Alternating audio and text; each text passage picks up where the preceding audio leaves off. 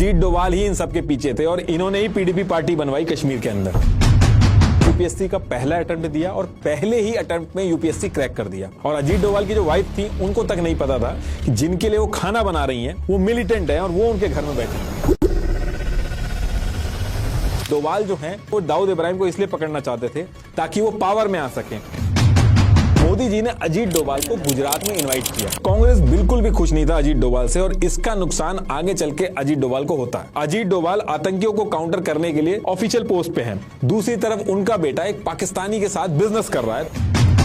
कांग्रेस के जयराम रमेश को अजीत डोभाल के बेटे विवेक डोभाल से माफी मांगनी पड़ती है। अजीत डोभाल आरएसएस के एकनाथ रानाडे की ऑर्गेनाइजेशन विवेकानंद केंद्र की मदद से अजीत डोभाल दिल्ली के होटल में छोटा राजन के इन शूटरों के साथ बैठ के प्लानिंग कर रहे थे। इसी टाइम पे अरविंद केजरीवाल, किरण बेदी, अन्ना हजारे ये सब अजीत डोभाल के साथ में मिलकर सेमिनार करते हैं।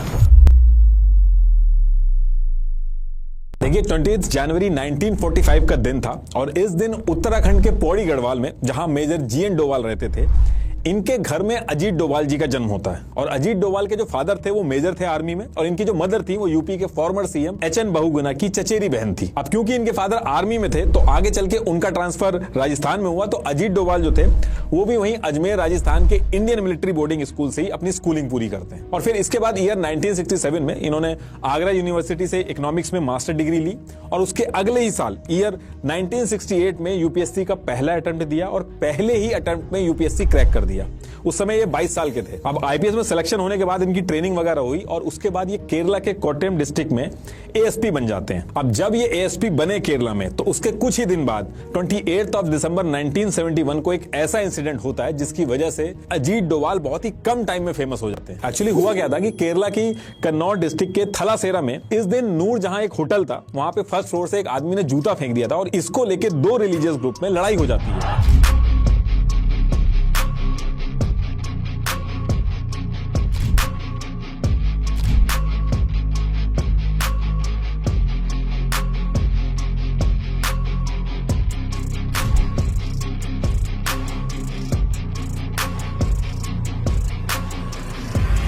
और फिर इस एरिया की सिचुएशन इतनी ज्यादा खराब हो जाती है कि दंगे स्टार्ट हो जाते हैं, लूटपाट शुरू हो जाती है। दोनों ग्रुप्स ने एक दूसरे की दुकानें जलाना, सामान लूटना शुरू कर दिया था। बात इतनी बढ़ गई थी कि इस एरिया में पुलिस तक जाने से डर गई थी। अब ऐसे में उस टाइम पे कांग्रेस की गवर्नमेंट थी और कांग्रेस के जो होम मिनिस्टर थे के करुणाकरन, इन पे बहुत ज्यादा प्रेशर हो गया था। तो ये एक ऐसे ऑफिसर को ढूंढ रहे थे जो इस एरिया में जाने से ना डरे, निडर हो और कैसे भी करके इन दंगों को रोक दे। तो उस टाइम पे जो सीनियर ऑफिसर थे उन्होंने बताया कि एक नया ऑफिसर आया, वो बहुत ही शार्प माइंडेड है और निडर है, तो वो इस काम के लिए सही रहेगा। तो जो सीनियर थे उन्होंने अजीत डोभाल का नाम सजेस्ट किया। तो इस सारे सीनियर ऑफिसर्स की बात मानते हुए के करुणाकरन जो थे इन दंगों को रोकने की जो जिम्मेदारी थी वो अजीत डोभाल को दे देते हैं। और अजीत डोभाल इंस्ट्रक्शन मिलते ही 2 जनवरी 1972 को इस एरिया में पहुंच जाते हैं और जहां पहले ऑफिसर जो थे जो जाने में डर रहे थे, अजीत डोभाल पूरे एरिया में घूमने लगते हैं। अजीत डोभाल पूरे एरिया में घूम घूम के छोटी से छोटी जो डिटेल्स थी उनको कलेक्ट करना स्टार्ट कर देते हैं। अजीत डोभाल ने डायरेक्ट फोर्सेस का यूज करने की बजाय स्ट्रेटेजिक इंटेलिजेंस गैदरिंग टेक्निक का यूज किया। इन्होंने सिर्फ उन्हीं एरियाज में हैवी पुलिस डिप्लॉय की जहां से सारा का सारा ये जो दंगे हो रहे थे उनका कोऑर्डिनेशन चल रहा था। और ये करने के बाद इन्होंने लाठी डंडों का यूज करे बिना इन्होंने क्या किया, इन्होंने जो दोनों ग्रुप्स के जो लीडर थे, जो लीड कर रहे थे इस पूरे दंगों को, उनको आइडेंटिफाई किया और फिर खुद जाके उन लीडर से बात करी, नेगोशिएशन स्टार्ट करवाया। और इनसे बात करने के बाद इनको मेन रीजन समझ में आया कि लोग जो उनका सामान लूटा गया उसको लेके बहुत ज्यादा गुस्सा है। और इसके बाद अजीत डोभाल ने क्या किया, ये सारा सामान ढूंढने के बाद दोनों ग्रुप्स के जो सामान थे वो एक दूसरे के वापस करवाए। और ये जो दंगे थे जो इतने दिन से चल रहे थे इनको एक ही वीक में बिना किसी वायलेंस के खत्म कर दिया। Farmer director general of police Alexander Jacob ने इन दंगों पे रिपोर्ट बनाई थी और जब ये रिपोर्ट वापस आई तो अजीत डोभाल की जो स्ट्रेटेजी थी उसकी काफी तारीफ हुई और ये काफी फेमस भी हुए। उस टाइम पे दिल्ली तक इनके बारे में बात स्टार्ट हो गई थी। उस टाइम पे कांग्रेस की सरकार थी और इंदिरा गांधी जी जो थी वो पीएम थी। तो कुछ ही महीनों में अजीत डोभाल को केरला स्टेट से निकाल के दिल्ली बुला लिया जाता है और मिड 1972 में ही इनको इंटेलिजेंस ब्यूरो यानी आईबी के डायरेक्ट ऑपरेशन विंग में ऐड कर दिया जाता है ताकि ये पूरे इंडिया के जो ऑपरेशंस हैं उनमें पार्टिसिपेट कर सके। और यहीं से अजीत डोभाल जो हैं वो जासूसी दुनिया के अंदर एंट्री मारते हैं। और सेम ईयर में अजीत डोभाल शादी भी करते हैं और आगे चल के इनके दो बेटे होते हैं, विवेक डोभाल और शौर्य डोभाल। अभी ये जो दोनों बेटे हैं इनकी भी स्टोरी भी आएगी आगे। तो अब इधर दिल्ली के अंदर अजीत डोभाल अपने आईबी के जो ऑपरेशन थे उनके लिए अपने आप को प्रिपेयर करना स्टार्ट करते हैं। वहीं दूसरी तरफ मिजोरम को लेकर इंदिरा गांधी बहुत ज्यादा परेशान हो गई थी। एक्चुअली हुआ क्या था कि उस समय मिजोरम जो था वो असम का ही पार्ट था, वो अलग स्टेट नहीं था। तो मिजोरम का जो एरिया था वहां पे सूखा पड़ने की वजह से लोग 1.5 लाख रुपए का कॉम्पनसेशन मांग रहे थे और ना मिलने पर एक लाल डेंगा नाम का आदमी था, उसने Mizo national famine front MNFF बनाया और फिर आगे चल के इसका नाम मिजो नेशनल फ्रंट MNF कर दिया। तो ये जो लाल डेंगा था, जो मिजो पॉपुलेशन थी वहां की, उनके मुद्दों को लेकर सरकार को घेरता था और उनकी आवाज उठाता था। अब मिजोरम असम का हिस्सा था और असम के अंदर यह कर दिया गया था कि जिसको असमिया लैंग्वेज आती होगी उसको ही गवर्नमेंट जॉब मिलेगी। तो इसको लेके मिजो नेशनल फ्रंट MNF, ये जिसको लाल डेंगा चला रहा था, ये गवर्नमेंट के खिलाफ खड़ा हो जाता और आम जनता जो थी वो भी बहुत ज्यादा इनके सपोर्ट में आ जाती है और हालत तब आउट ऑफ कंट्रोल हो जाती है जब असम राइफल जो रेजिमेंट थी, जिसमें मिजो पॉपुलेशन जो थी वो मेजोरिटी में थी, उनकी 2 बटालियन को डिसमिस कर दिया जाता है। तो अब जब ये 2 बटालियन डिसमिस कर दी जाती हैं तो जो सोल्जर्स थे इस बटालियन के, वो अपने मिजो एरिया में वापस आते हैं, बहुत गुस्से में थे और इनमें से भी 7 मेन कमांडर थे जिनकी जॉब गई थी, वो वापस आके लाल डेंगा जो था वो उसके साथ जाके मिल जाते हैं कि गवर्नमेंट जो है वो बहुत ज्यादा नाइंसाफी कर रही है और अब हम लोगों को हथियार उठाने पड़ेंगे। अब यहां से लाल डेंगा और जो उसकी MNF थी वो बहुत स्ट्रांग हो जाती है, प्लस गवर्नमेंट के खिलाफ ये लोग मिलकर वायलेंस स्टार्ट कर देते हैं। मिजोरम को इंडिया से अलग करने की बातें स्टार्ट हो जाती है। इनफैक्ट BSF जो था उसके ऊपर अटैक कर देते हैं लोग और इंडियन फ्लैग को हटा के अपना फ्लैग लगा देते हैं और मिजोरम को एक। अब गवर्नमेंट के सामने सबसे बड़ी दिक्कत ये थी कि जो लोकल पॉपुलेशन थी उनका सपोर्ट MNF को बहुत ज्यादा था और जो 7 कमांडर थे इनको भी बहुत ज्यादा था। अब इंडियन गवर्नमेंट के सामने सबसे बड़ा चैलेंज ये आ रहा था कि जो लोकल पॉपुलेशन थी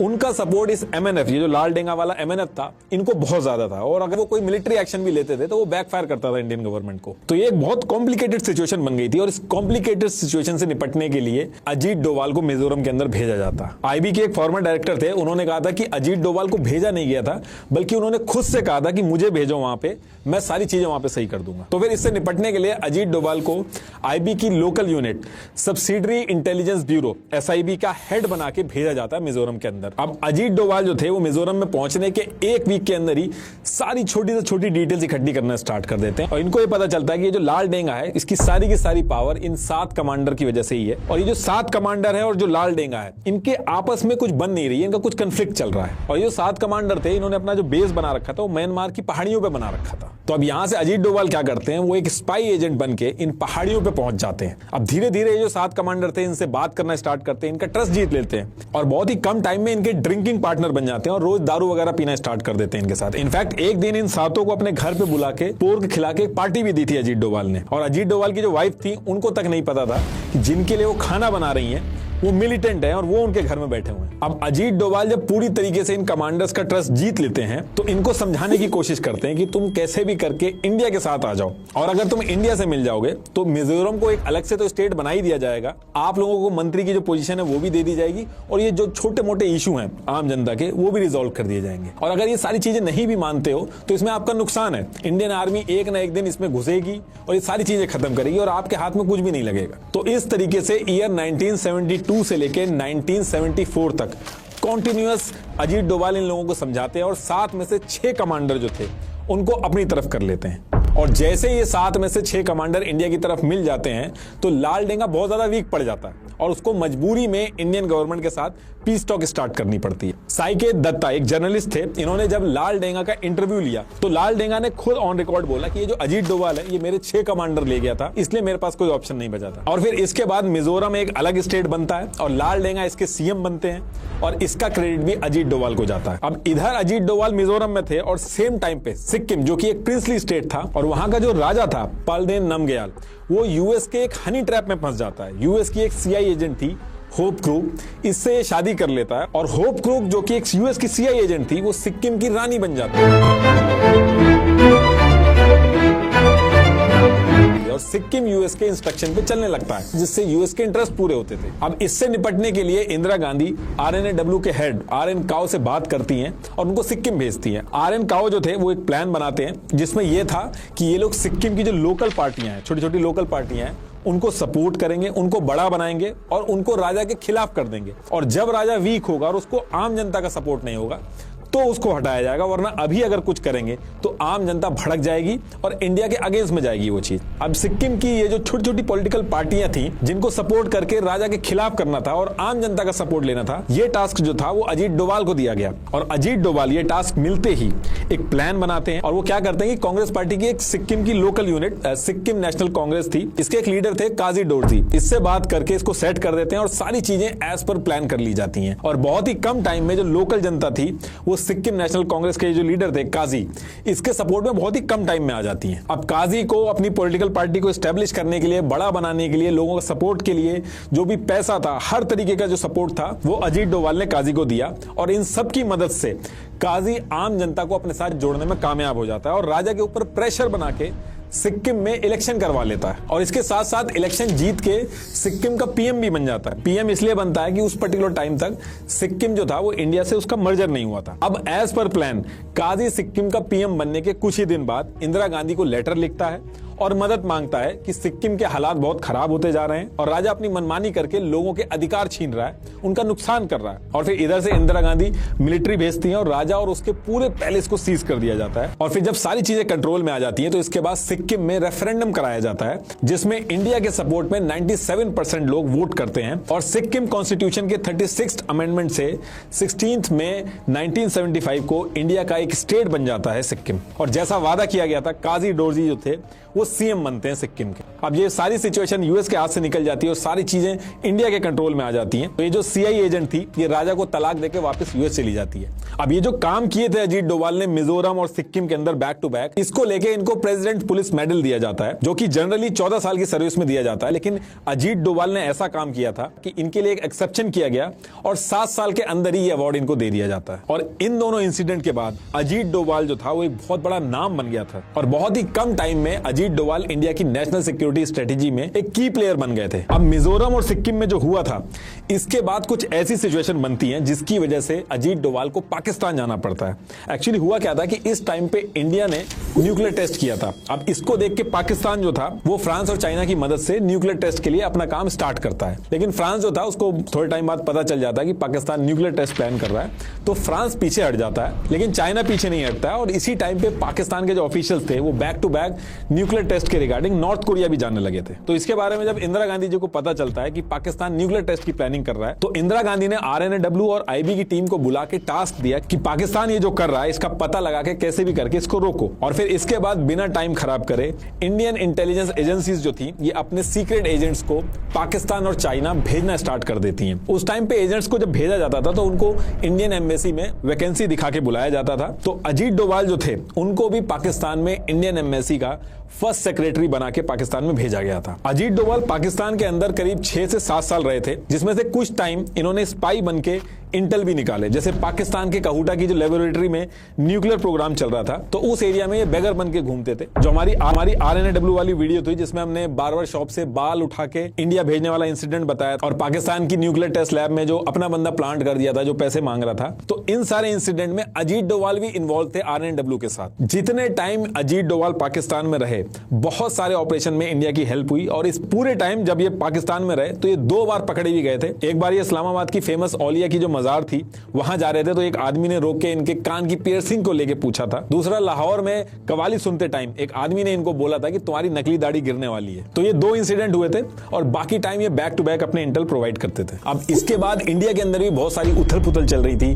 भिंडर वाले इंसिडेंट को लेके ऑपरेशन ब्लू स्टार हो चुका था और जिस तरीके से गोल्डन टेंपल का नुकसान हुआ था इसको लेके सिख कम्युनिटी बहुत ज्यादा गुस्से में थी। गवर्नमेंट बैकफुट पे थी। इंदिरा गांधी जी की जान जा चुकी थी और इससे पहले की गवर्नमेंट को समझ पाती कुछ ही टाइम बाद ईयर 1988 में दोबारा से सेम इंसिडेंट होता है जैसे ऑपरेशन ब्लू स्टार के टाइम पे हुआ था कि मिलिटेंट्स गोल्डन टेंपल के अंदर पहुंच गए थे। ठीक वैसे ही दोबारा ईयर 1988 में खालिस्तानी कमांडो फोर्स, भिंडर वाले tiger force of Khalistan, Babbar Khalsa के मिलिटेंट गोल्डन टेंपल के रूम नंबर 14 में आके बैठ गए थे। और इस बार मिलिटेंट्स को पता था कि गवर्नमेंट अंदर घुस के ऑपरेशन नहीं कर सकती क्योंकि इससे पहले जो उसने ऑपरेशन किया था उसको लेके उसको बहुत खामियाजा भुगतना पड़ा था। तो इस टाइम पे राजीव गांधी पीएम थे, वो दोबारा से कोई भी गलती नहीं करना चाहते थे और उन्होंने कहा कि जो मिलिटेंट्स टेंपल के अंदर घुस गए, इसी टाइम पे अजीत डोभाल जो थे वो पाकिस्तान में थे और वो सारे इंटेल जो पंजाब से रिलेटेड थे वो बैक टू बैक पंजाब में जो एजेंसीज लगी हुई थी उनको भेज रहे थे। तो फिर जब ये डिसाइड होता है कि यहाँ पे इन लोगों को निकालना है, एक ऑपरेशन करना है, तो अजीत डोभाल को वापस बुलाया जाता है और ये जो पूरा ऑपरेशन था इसका हेड केपीएस गिल और अजीत डोभाल को बनाया जाता है और इस पूरे ऑपरेशन को ऑपरेशन ब्लैक थंडर नाम दिया जाता है। गोल्डन टेंपल के चारों तरफ जो सीआरपीएफ थी उन्होंने घेर रखा था, पोजीशन ले रखे क्या करते हैं, रिक्शे वाले का गेटअप लेके गोल्डन टेम्पल के आसपास घूमने लगते हैं। बैक टू बैक जितनी भी इंफॉर्मेशन होती है गोल्डन टेम्पल के पास में जाके वो सारी लेते रहते हैं। अब इसके कुछ दिन बाद अजीत डोभाल डिसाइड करते हैं कि गोल्डन टेम्पल के अंदर जाए बिना ये जो ऑपरेशन है, ये जो डिफिकल्ट ऑपरेशन है, इसको पूरा करना बहुत मुश्किल होगा, क्योंकि अंदर जाए बिना उनकी एग्जैक्ट लोकेशन पता करे बिना ये ऑपरेशन पूरा नहीं हो सकता। अब क्योंकि वो पाकिस्तान में पहले से ही रह चुके थे, उनकी उर्दू बहुत अच्छी थी, वहां का लहजा बहुत अच्छा था, तो वो अंदर जाते हैं, मिलिटेंट से जाके बात करते हैं और उनसे कहते हैं कि उनको पाकिस्तान की आईएसआई ने भेजा है उनकी मदद करने के लिए। कई सारी चीजों पे मल्टीपल बात करने के बाद वो मिलिटेंट्स को कन्विंस कर लेते हैं कि वो पाकिस्तान से ही हैं, और अंदर जाने के बाद वो उल्टा मिलिटेंट्स को बताते हैं कि इस पोजीशन पे ऑफिसर्स खड़े हैं और इस बार गवर्नमेंट बुरी तरीके से डरी हुई है और इस बार ये लोग कुछ नहीं कर पाएंगे। और ये सारी डिटेल जब उनको पता चल रही थी मिलिटेंट्स को, तो वो बहुत खुश होते हैं कि इसी बहाने उनको गोल्डन टेम्पल के बाहर की इंफॉर्मेशन भी मिल रही है। तो ये सारी चीजें करके अजीत डोभाल जो थे वो गोल्डन टेम्पल के अंदर और बाहर आना जाना स्टार्ट कर देते हैं, और मिलिटेंट्स को भी कोई दिक्कत नहीं थी। उनको लगता था कि ये जो आदमी है यानी कि अजीत डोभाल, ये बाहर की इंफॉर्मेशन इन तक पहुंचा रहे हैं जिससे उनकी मदद होगी और उनका ऑपरेशन और अच्छे से होगा। अब इसके बाद अजीत डोभाल ने जब सारी पोजीशंस और डिटेल्स अंदर की इकट्ठी कर ली, उसके बाद वो एनएसजी कमांडो को बुलाने के लिए कहते हैं, और सेम डे रात में ही IL-76 प्लेन से एनएसजी कमांडो को बुला लिया जाता है और पुलिस की वर्दी में बुलाया जाता है, और जो सीआरपीएफ पहले से खड़ी थी उनको रिप्लेस करके उनकी जगह एनएसजी कमांडो आ जाते हैं। अब इसके बाद अजीत डोभाल एनएसजी की जो टीम थी उनको बता दे कि अंदर मिलिटेंट किस लोकेशन पे हैं, कितने हैं, कौन उनमें से लीडर है, प्लान क्या है, सारी चीजें समझा देते हैं। और इसके साथ साथ अजीत डोभाल एक चीज और करते हैं कि अंदर गर्मी बहुत ज्यादा थी, तो वो पानी, फूड, इलेक्ट्रिसिटी इसको काट देते हैं, और प्लान ये बनाया जाता है कि जब मिलिटेंट्स पानी पीने के बहाने बाहर आएंगे तब उनको निशाना बना के मार दिया जाएगा। और जब ये सारी चीजें हो जाती हैं तो 15 मई को मिलिटेंट्स का टॉप कमांडर जागीर सिंह पानी पीने के लिए बाहर निकलता है, और जैसे ही वो बाहर निकलता है वहीं पे स्नाइपर उसको गोली मार देते हैं। तो जिस तरीके से पीने के लिए पानी नहीं था, इलेक्ट्रिसिटी नहीं थी, गर्मी बहुत थी और बहुत ज्यादा दिन हो गए थे, इनफैक्ट उनका जो लीडर था उसको भी मार दिया गया था, तो अंदर जो मिलिटेंट्स थे उनका जो मोराल था वो टूट गया था। दूसरी तरफ अजीत डोभाल जो थे वो अंदर भी जा रहे थे और बाहर भी आ रहे थे, तो अंदर जाके उन्होंने मिलिटेंट्स को समझाया कि इस पर्टिकुलर टाइम पे सरेंडर करना सबसे बढ़िया डिसीजन रहेगा, बाकी सरेंडर करने के बाद हम आगे का भी नेक्स्ट प्लान बना सकते हैं। मल्टीपल डिस्कशन के बाद अजीत डोभाल इन सारे मिलिटेंट्स को सरेंडर करने के लिए कन्विंस कर लेते हैं, और फिर 18 मई को सारे जो मिलिटेंट्स थे वो सरेंडर कर देते हैं। बिना हथियार के इतने लोगों को सरेंडर करवाना ये कोई आसान नहीं था, और गलती से भी अगर थोड़ा सा भी शक हो जाता अंदर जब जा रहे थे अजीत डोभाल, तो उनकी जान जाना तय था। लेकिन इतना बड़ा रिस्क लेके पूरे ऑपरेशन को अच्छे से करने के लिए अजीत डोभाल की बहुत तारीफ होती है। तो ये जो ऑपरेशन था इसको खत्म होने के बाद अजीत डोभाल जो थे वो ईयर 1992 में लंदन की एम्बेसी में भेज दिया जाता है उनको, और कई सालों तक अजीत डोभाल वहीं पे ही रहकर अलग अलग ऑपरेशन में हेल्प करते हैं इंडिया की। और इधर इंडिया के अंदर ईयर 1998 में इंडिया में गवर्नमेंट चेंज हो जाती है और बीजेपी की गवर्नमेंट आ जाती है, और इसके एक साल बाद यानी कि ईयर 24 दिसंबर 1999 में इंडियन एयरलाइन का प्लेन IC-814 नेपाल एयरपोर्ट से दिल्ली एयरपोर्ट जा रहा था। करीब 170 से 180 पैसेंजर थे, और जैसे ही ये प्लेन इंडियन एयर स्पेस में पहुंचता है तो एक आतंकी ग्रुप था हरकत उल मुजाहिदीन, इसके 5 पाकिस्तानी आतंकी एयरप्लेन को हाईजैक कर लेते हैं। अब हाईजैक करने के बाद एग्जैक्टली कहां ले जाना था ये तो उस पर्टिकुलर टाइम पे क्लियर नहीं था, लेकिन ये जो प्लेन का पायलट था इसको पाकिस्तान की तरफ मोड़ने के लिए कहते हैं, लेकिन पायलट जो था वो कहता है कि इतना फ्यूल ही नहीं है। तो ये लोग थोड़ी देर तक डिस्कस करने के बाद ये डिसाइड करते हैं कि पहले इस प्लेन को अमृतसर में लैंड करा के फ्यूल भरवा लिया जाएगा, उसके बाद जाया जाता है, क्योंकि पैसेंजर तो इन्हीं के पास में थे, तो ये बहुत कॉन्फिडेंट थे कि गवर्नमेंट कुछ कर नहीं पाएगी। तो एज पर प्लान ये लोग अमृतसर में ये प्लेन को उतार देते हैं, लेकिन टाइम बहुत ज्यादा लगने लगता है और इनको शक भी होता है कि इंडियन गवर्नमेंट शायद कुछ प्लान कर रही है। फिर अमृतसर से ये प्लेन उड़ा के पाकिस्तान में लैंड करवाते हैं, फिर वहां की गवर्नमेंट जब नहीं मानती है तो दुबई में लैंड करवाते हैं, फिर वहां से रिफ्यूल करवा के 25 दिसंबर 1999 को अफगानिस्तान के कांधार में उतार देते हैं। अब इंडिया को जब इसके बारे में पता चलता है तो इंडियन एम्बेसी के एक ऑफिसर जो कि इस्लामाबाद में पोस्टेड थे, AR घनश्याम, इंडियन गवर्नमेंट इनको कांधार में भेज के वहां की गवर्नमेंट से कोऑर्डिनेट करके इस हाईजैक की डिटेल्स पता लगाने को कहती है कि प्लेन कहां पे लैंड है, इनकी डिमांड क्या है, ये सारी चीजें पता करने को कहती है। और ये जो आतंकी थे ये AR घनश्याम से बोलते हैं कि इंडियन गवर्नमेंट को बोल दो कि एक टीम बना के हमारे पास भेजें जिससे हम अपनी डिमांड जो है वो सारी चीजें डिस्कस कर सके। तो ये AR घनश्याम जब ये सारी चीजें इंडियन गवर्नमेंट को बताते हैं तो इंडियन गवर्नमेंट बिना टाइम गवाए 7 नेगोशिएटर मेंबर की एक टीम बना के कांधार भेज देती है, और इस टीम में जानबूझ के अजीत डोभाल को रखा जाता है। एक तो ये रीजन था कि ईयर 1971 से लेके 1999 के बीच में 15 से ज्यादा हाईजैकिंग में जो नेगोशिएटर का काम था वो अजीत डोभाल ने किया था। दूसरा, इंडियन गवर्नमेंट को इनके ऊपर बहुत ज्यादा भरोसा था कि इस सिचुएशन को किसी न किसी तरीके से संभाल लेंगे। अब ये टीम कांधार पहुंचती है और अजीत डोभाल नेगोशिएशन करना स्टार्ट करते हैं।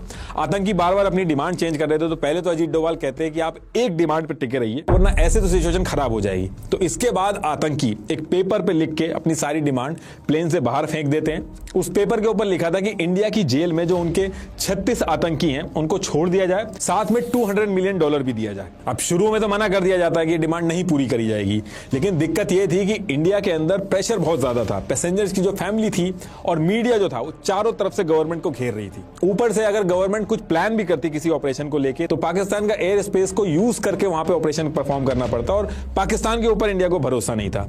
अफगानिस्तान के भी लोग मिले हुए थे, तो कुछ भी अगर ये प्लान करते तो सारी की सारी डिटेल जो थी इन हाईजैकर्स के पास पहुंच जाती। और अगर उसके बाद भी अगर ऑपरेशन कुछ प्लान करते उनको हटाने का, तो ये भी बहुत ज्यादा चांसेस था कि पूरे के पूरे प्लेन को ही उड़ा देते और सारे के सारे पैसेंजर थे उनकी जान चली जाती। तो ऑपरेशन करने की तो कोई भी पॉसिबिलिटी नहीं बन रही थी। तो जैसे तैसे करके अजीत डोभाल इनसे मल्टीपल डिस्कशन करते हैं और इनको एग्री करवा लेते हैं कि 36 तो नहीं, लेकिन 3 आतंकी को छोड़ दिया जाएगा। और आतंकी जो था इनसे बात करने के बाद मान भी जाते हैं। तो फिर इसके बाद अजीत डोभाल तीनों आतंकियों को दे के पैसेंजर छुड़वा तो लेते हैं, लेकिन इंडिया के लिए बहुत बड़ा सेटबैक था।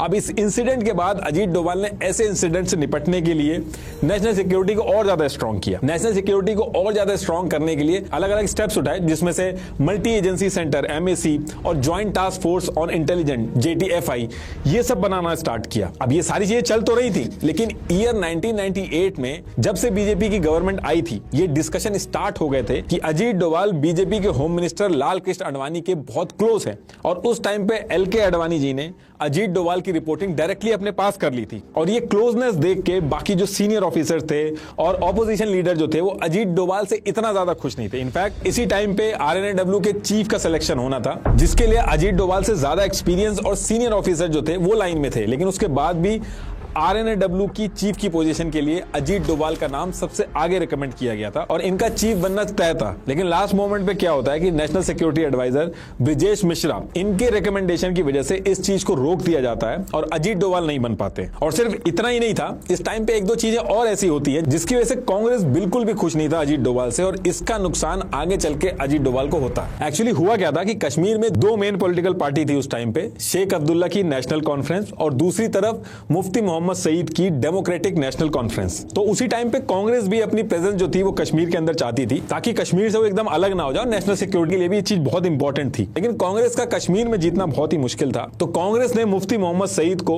अपनी तरफ कर लिया, कांग्रेस की स्टेट यूनिट का प्रेसिडेंट भी बना दिया और फिर आगे चल के कैबिनेट मिनिस्टर की भी पोजीशन दी। और साथ में आगे चल के अगर कांग्रेस जीतती है तो कश्मीर का CM बनाने का भी वादा किया मुफ्ती से। तो इन सब चीजों की वजह से जो मुफ्ती थे वो कांग्रेस में आ गए थे और इनकी जो पार्टी थी वो भी कांग्रेस में मर्ज हो गई थी। कांग्रेस ने मुफ्ती को काम दिया था कि कैसे भी करके कश्मीर में कांग्रेस को स्ट्रांग करो, ताकि कांग्रेस पावर में आएगी तभी उनको CM बनाया जाएगा। और मुफ्ती जो थे वो कांग्रेस को स्ट्रांग करने का काम अपना शुरू कर देते हैं कश्मीर के अंदर। अब ये बातें तो हो गई थी कि ये कांग्रेस जीतेगी फिर ये CM बनेंगे, लेकिन ये प्रोसेस बहुत लंबा था। तो इसी बीच में कांग्रेस क्या करती है कि कश्मीर में अपनी प्रेजेंस के लिए शेख अब्दुल्ला से हाथ मिला लेती है और इलेक्शन लड़ने लगती है उसके साथ मिलकर। तो इस चीज से मुफ्ती बिल्कुल भी खुश नहीं थे। अब जब बीजेपी की गवर्नमेंट आती है तो अजीत डोभाल को मल्टीपल टाइम कश्मीर में भेजा जाता है। अजीत डोभाल ने मुफ्ती से मल्टीपल मीटिंग की और मुफ्ती से बहुत अच्छी दोस्ती भी हो गई थी अजीत डोभाल की। इनकी दोस्ती के थोड़े टाइम बाद ही मुफ्ती जो थे वो कांग्रेस के लॉन्ग टर्म विजन पे लात मार के कांग्रेस को छोड़ देते हैं और जन मोर्चा ज्वाइन कर लेते हैं। और जन मोर्चा से इन्हें कैबिनेट की पोजीशन भी ऑफर हो जाती है। और फिर आगे चल के मुफ्ती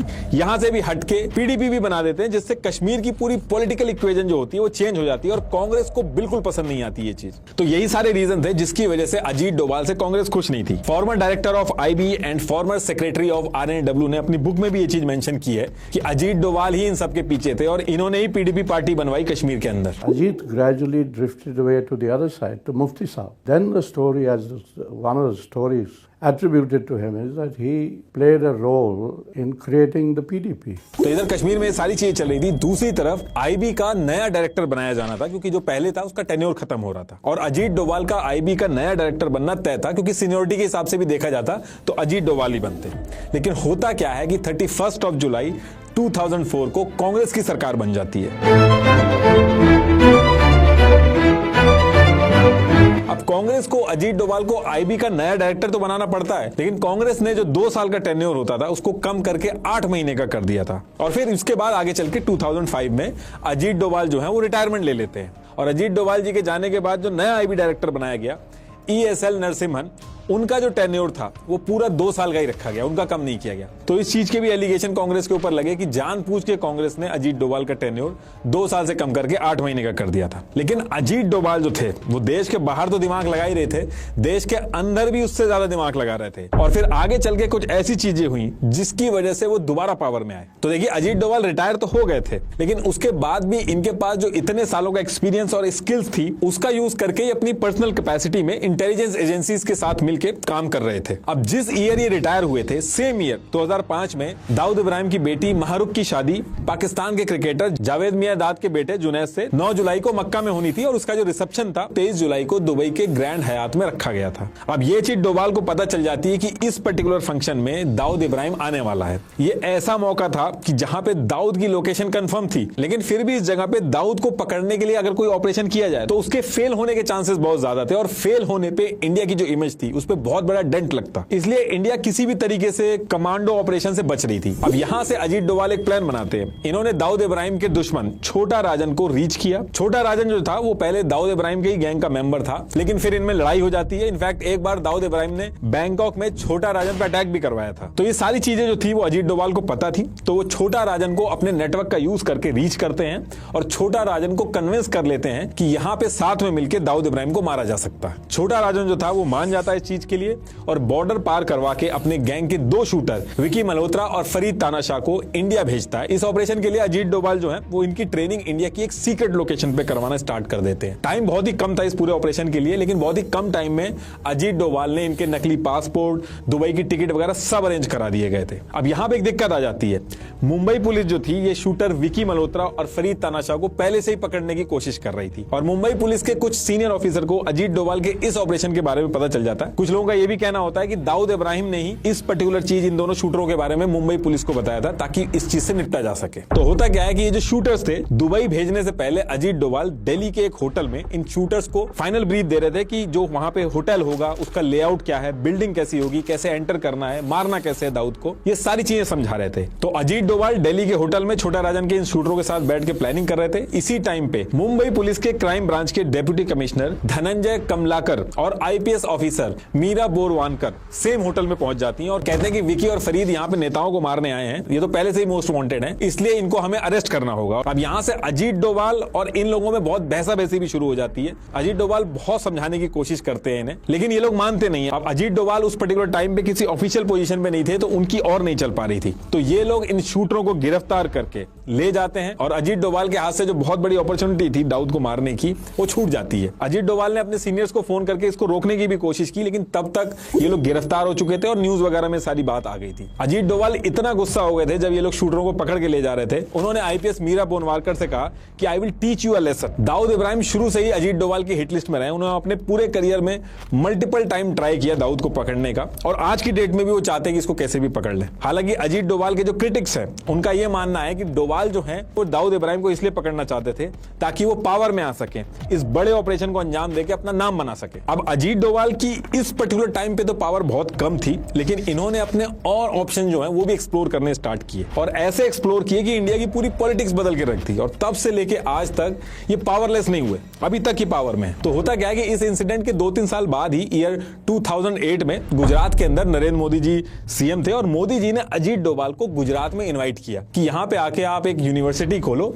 इंटरनल सिक्योरिटी पुलिस साइंस से रिलेटेड, जिसमें ये सारे कोर्सेज भी हों। अजीत डोभाल गुजरात पहुंच जाते हैं और बोर्ड ऑफ गवर्नर बना के, जिसमें से एक बोर्ड ऑफ गवर्नर ये खुद थे, तो ये सारी चीजें बना के अजीत डोभाल जो है वो रक्षा शक्ति नाम से एक यूनिवर्सिटी खोल देते हैं गुजरात के अंदर। और फिर इसके 1 साल बाद ईयर 2009 में अजीत डोभाल RSS के एकनाथ रानाडे से मिलते हैं। एकनाथ जो थे वो उस टाइम पे तमिलनाडु के अंदर विवेकानंदा केंद्र नाम से एक ऑर्गेनाइजेशन है जो स्वामी विवेकानंद की टीचिंग्स को प्रमोट करती है, वो चलाते थे। तो अजीत डोभाल RSS के एकनाथ रानाडे की ऑर्गेनाइजेशन विवेकानंद केंद्र की मदद से विवेकानंदा इंटरनेशनल फाउंडेशन VIF खोलते हैं। इस थिंक टैंक का ऑब्जेक्टिव था नेशनल सिक्योरिटी, डिप्लोमेसी और ग्लोबल अफेयर जैसी चीजों पे रिसर्च और एनालिसिस करके इंडिया को और स्ट्रांग और सिक्योर करा जाए। और ये जो विवेकानंदा फाउंडेशन थी ये सेमिनार वगैरह करते थे। कई सेमिनार में तो इन्होंने कांग्रेस के मुद्दों पे भी सपोर्ट दिखाया, जैसे देवयानी खोबरागाड़े इंसिडेंट था, बांग्लादेश लैंड इशू था, इस पे भी सेमिनार किए इन्होंने। अब ये जो विवेकानंदा फाउंडेशन थी इसकी एक और विंग थी इंडिया फाउंडेशन नाम से। इसमें यंग लोग ज्यादा थे, जैसे राम महादेव, निर्मला सीतारमन, सुरेश प्रभु। तो सेम ईयर यानी कि 2009 में अजीत डोभाल के बेटे शौर्य डोभाल, जो सऊदी और यूएस में इन्वेस्टमेंट बैंकर थे, ये इंडिया वापस आके इस इंडिया फाउंडेशन, ये जो थिंक टैंक बनाया था इन्होंने, इसको ज्वाइन कर लेते हैं। अब अभी तक तो सारी चीजें ठीक चल रही थी, लेकिन विवेकानंद फाउंडेशन पूरे इंडिया के अंदर न्यूज में आता है ईयर 2011 में। विवेकानंदा फाउंडेशन क्या करती है कि एक रिपोर्ट पब्लिश करती है। इस रिपोर्ट का नाम था Indian black money abroad in secret banks and tax haven. अभी जो रिपोर्ट थी इन्होंने कांग्रेस को सबमिट नहीं की, बल्कि इनके ऑपोजिशन, उस समय बीजेपी ऑपोजिशन में थी, इनको सबमिट करते हैं। और फिर ये सबमिट करने के बाद ये लोग इससे रिलेटेड 2 सेमिनार करते हैं, जिसमें बाबा रामदेव, अन्ना हजारे, अरविंद केजरीवाल, किरण बेदी, सुब्रमण्यम स्वामी सब पहुंचते हैं। तो अभी भले ही सिचुएशन चेंज हो गई हो, लेकिन उस टाइम पे अरविंद केजरीवाल, किरण बेदी, अन्ना हजारे, ये सब अजीत डोभाल के साथ में मिलकर सेमिनार करते थे। तो इसके बाद देश भर में ब्लैक मनी और करप्शन को लेकर प्रोटेस्ट स्टार्ट हो गए थे। तो कांग्रेस उस समय पावर में थी और ये जो विवेकानंदा फाउंडेशन थी, ये उनके लिए एक सरदर्द बन गई थी। तो कांग्रेस ने आईबी के थ्रू इस ऑर्गेनाइजेशन को सर्वेलेंस पे डाल दिया था और इस पर नजर रखती थी, लेकिन तब तक बहुत देर हो चुकी थी, उसका कोई असर नहीं होता है। फिर अप्रैल 2011 में अन्ना हजारे और अरविंद केजरीवाल सब इसी करप्शन को लेकर अनशन पे बैठ जाते हैं और पूरे देश में प्रोटेस्ट स्टार्ट हो जाते हैं। कल जो मीडिया के साथियों के साथ बदसलूकी हुई, उसके बस 2 मिनट के लिए अपनी बात रखने आया। ये गड़बड़ी फैलाने से तो ये तो जनतंत्र नहीं है, जिसके बारे में हर किसी को ऑलरेडी पता ही है। ये इतना बड़ा मूवमेंट बन जाता है कि आगे चल के कांग्रेस की सरकार भी गिर जाती है और फिर बीजेपी पावर में आती है। और बीजेपी जब पावर में आती है तो नेशनल सिक्योरिटी की जो सबसे बड़ी पोस्ट है एनएसए की, वो मिलती है अजीत डोभाल को। और बाकी भी जो इस फाउंडेशन से रिलेटेड लोग थे, जैसे निर्मला सीतारमन, सुरेश प्रभु, इन सबको इंपॉर्टेंट पोजीशन मिलती है। अजीत डोभाल को एनएसए बनाया गया था तो उस पर बहुत हल्ला भी हुआ था, क्योंकि एमके नारायण का अगर एक्सेप्शन छोड़ दें तो जितने भी एनएसए बने हैं वो आईएफएस डोमेन से ही रहे हैं, लेकिन इसको साइड में करके भी अजीत डोभाल को एनएसए बनाया जाता है। और जैसे अजीत डोभाल एनएसए बनते हैं, तुरंत जून 2014 में एक बहुत बड़ा चैलेंज भी आ जाता है इनके सामने। इराक में 46 इंडियन नर्सेस फंस गई थी। अजीत डोभाल इराक में पहुंच जाते हैं, तुरंत इन नर्स को वापस लाने की पूरी प्लानिंग डिजाइन करते हैं। इनफैक्ट म्यांमार हो, Uri surgical strike, Balakot air strike, यहां तक कि जो अभी आर्टिकल 370 तक है, हर ऑपरेशन में 2014 से लेकर अभी तक जितने भी ऑपरेशन हुए हैं, अजीत डोभाल खुद प्लान करते हैं हर एक चीज। इंडिया की सिक्योरिटी से रिलेटेड कोई भी चीज हो, अजीत डोभाल की मर्जी के बिना पत्ता भी नहीं हिल सकता। अजीत डोभाल के एनएसए बनने से एकदम नई अप्रोच आई। जनरली कोई भी कंट्री होती है वो अपनी नेशनल सिक्योरिटी के लिए मेनली 3 स्ट्रेटेजी में से कोई एक फॉलो करती है, डिफेंसिव, डिफेंसिव ऑफेंसिव